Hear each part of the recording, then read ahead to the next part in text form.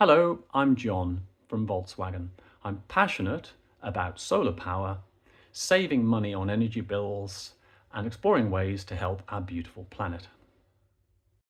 The inverter bit is about converting energy from DC, or direct current, which is what solar panels produce, into AC, or alternating current, which is what your home needs. The string inverter bit is best explained by way of a sketch. So we have a house with a little garage.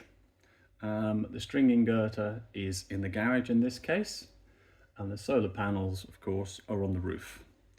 So looking at those solar panels, what happens is the solar panels, if we take a look at this bit more closely, we're going to have a string of solar panels. So I'm going to represent this by a row of, I'm going to go for 5 panels. There could be between 3 and 11 typically on a string of your average spec inverter. Let's go with 5. So these panels are all up on the roof. Now there has to be a cable running from the first panel in the string to the inverter, and another cable running from the last panel in the string to the inverter with a string inverter. Positive and negative. And the current flows through each panel in turn. So the panels are connected in one continuous string. They're connected in series. This is how a string inverter works. There could be multiple strings, so we could have more on another roof, etc. There are 3 disadvantages associated with a string inverter system like this. Firstly, number 1 is single point of failure.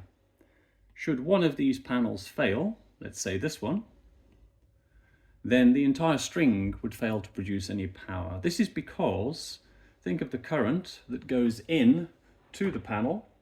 Think of it like water or electricity. It's flowing in through the panel, onto the next panel, through there, through there, through there, and it reaches a blockage. The current cannot go any further, so it can't reach the other end, so it can't return to the inverter.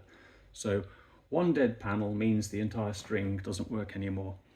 This is, I should add, this is extremely unlikely to happen as solar panels are so reliable now. But if you think in over 25, 30 years or more, if there is a problem with the panel, it would affect the entire string. That's a single point of failure. Second disadvantage, I describe as the weakest link.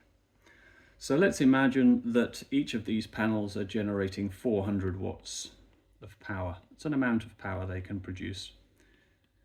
And now let's imagine that one of these panels, for some reason, is only producing half of the power now. So instead of it's rated to 400 watts, it's only now producing 200 in reality. This could be because the panel is damaged, it's aged differently from the others, or there's shading on the panel.